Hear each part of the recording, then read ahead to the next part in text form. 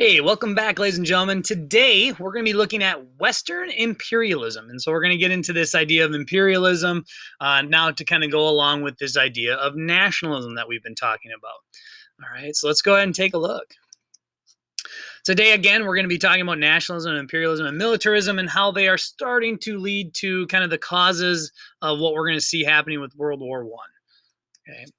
So if we look at modern imperialism, when we talk about this age of imperialism at this point, what we're basically getting to is that one country is taking control of another country.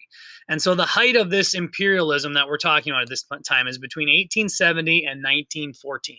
Now, there's going to be some more imperialism that's going to continue afterwards, but this is really the height of it. And so when we talk about this, who's involved with it? Europe, the United States, and Japan. Those are the countries or areas of the world that are going out and trying to take control of other parts of the world. All right. So Europe, obviously individual countries. And then we talk about the United States and Japan looking for territories as well. And so this all began kind of with that idea of mercantilism that we've been talking about. We talked about that back in trimester 2, this idea that all the wealth in the world is out there. You need to go get the wealth from other countries or steal it from other countries. And so that's this idea that we look at with imperialism. And so this began with trade and eventually led more to development over time. Now, when we talk about imperialism, there is different versions of imperialism. There's different versions of a country coming in and taking power of another country. And so when we talk about this, the first one we look at is a settlement colony. This is where you actually have a group of people living in another country, right? So think of the colonies here in the United States, right? People from England came over, or the United Kingdom came over and settled here. In this case, we talk about Australia. That's the example we have here. So people literally came from Great Britain or the United Kingdom and came to Australia and lived there. Now, Australia is a little bit different because it was a penal colony to begin with. People were being sent there because they had committed a crime. But regardless, it's still people picking up from one country and moving to another. All right. So that's the idea of settlement colonies. They're moving from one place to settle in a new place. Okay. Other colonies we look at are things like dependent colonies. And so a good example of a dependent colony here is India. And so that means that in this case, the British, the government they had established in India was called the Raj. And so the British Raj controlled all of India. And so their government was in charge of India and the Indian people as well. Another version of imperialism is called a protectorate.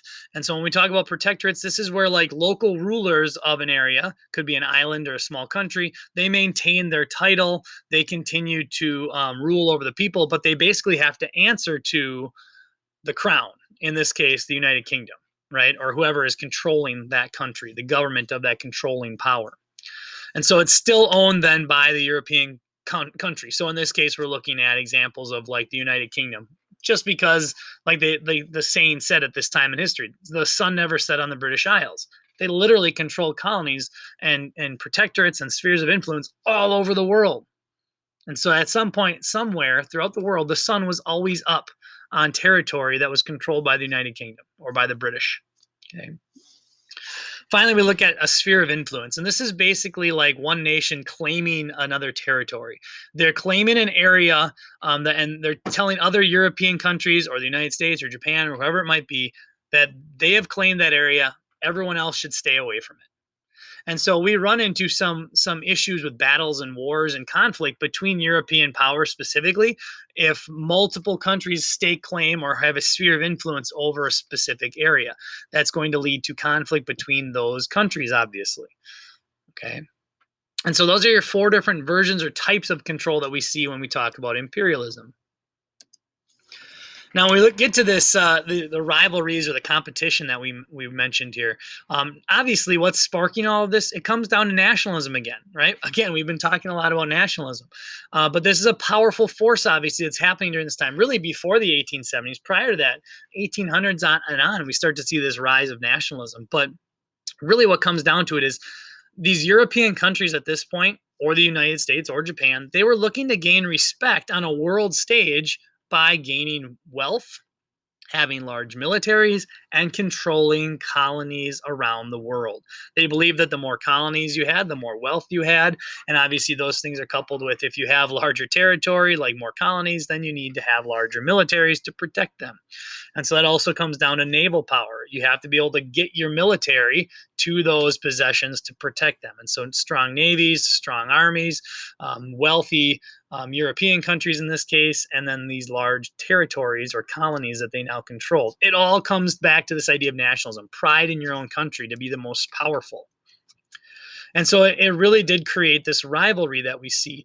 Nations had colonies all throughout the world. Africa and South Asia and Southeast Asia and East Asia, they're all major areas that we see, specifically European countries taking colonies or taking power or territories throughout the world.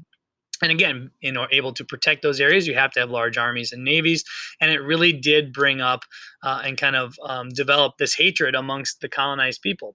The colonized people didn't want these other nations in charge of them. They wanted their sovereignty. They wanted their freedom.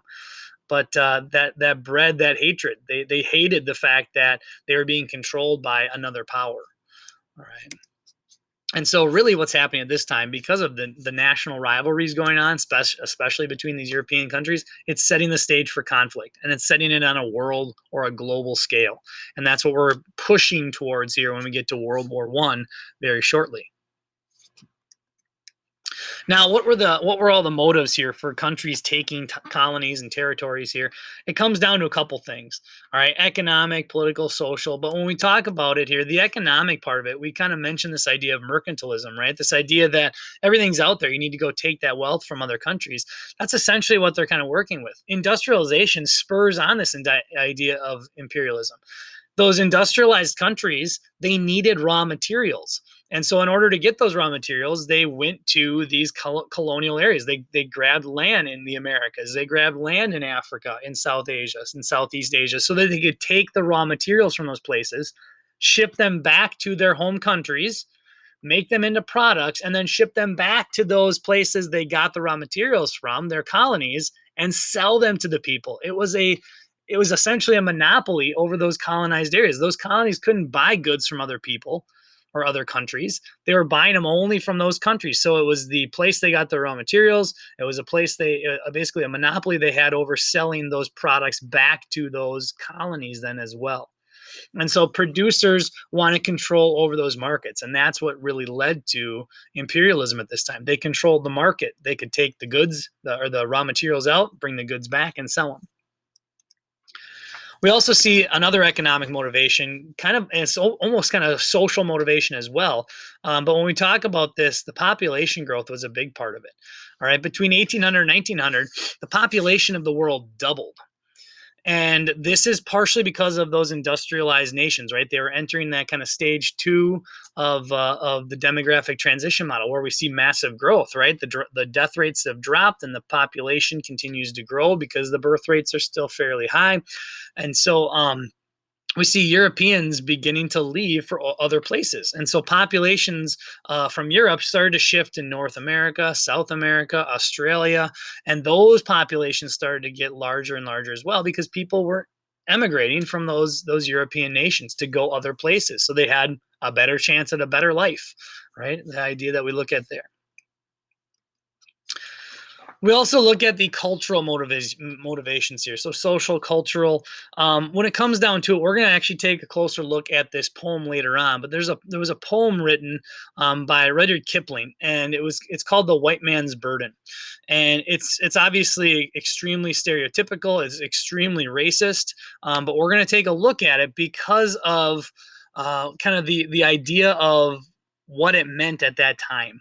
All right. And so we'll talk more about that later. But basically what the poem talks about is the idea that it was kind of the white man's or the European or the American perspective, that they needed to go and help people around the world. But when I say help, that's probably saying it nicer, right? Take control of them, right? So it furthered the idea that non-Western cultures were primitive. They were savage. They were not civilized.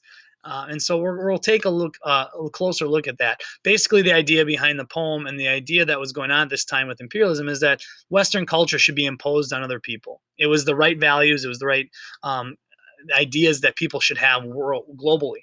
And so that's what America, that's what the European nations were doing. It was imposing their culture on other cultures. And so they believed they were helping to improve those primitive people, those savage cultures. But we know that that's not what they were doing, right? They were destroying cultures, they were destroying civilizations that were built. They might not have been the same. They were more diverse. They were different, but that's exactly what they were doing. And like I said, that's why we'll take a closer look at it here. All right, the idea of kind of going in and destroying other cultures is a big one. We need to make sure that those kind of things never happen again, right? Lastly, guys, when we look at the cultural motivations, it comes back down to this idea of church. We talked about this idea of God, gold, and glory as being kind of big reasons as to why exploration started to happen and why we started to see imperialism, right? They were looking to become powerful with the glory and controlling these other territories. They wanted the wealth and they wanted to spread the word of Christianity. And so missionaries were established in a lot of these colonial areas. And their job was twofold. Number one, to protect the people, but number two was to convert them to Christianity. And so in addition to converting people to Christianity, they also built schools and hospitals, and education became more important in those places. Medicine, bringing hygiene practices with Christianity, did help to increase the standard of living in some of those places. But you have to think about the cost of it. The people lost their cultural aspects in those places because of it. And so, ladies and gentlemen, that kind of wraps up. Again, you don't need to answer this question here, but what you do need to do is you need to be able to answer it. So if we look at it, how did imperialism contribute to rising tensions, right? So we talk about that idea of those countries, those European countries specifically coming in and taking those territories. It didn't make the people of those areas feel great. It didn't make them feel good that other countries or other groups were coming in and trying to control them, right? And so we'll continue talking about imperialism over the next few days, right? So if you have any questions, guys, as always, make sure you talk to your teacher, and we'll see you again soon.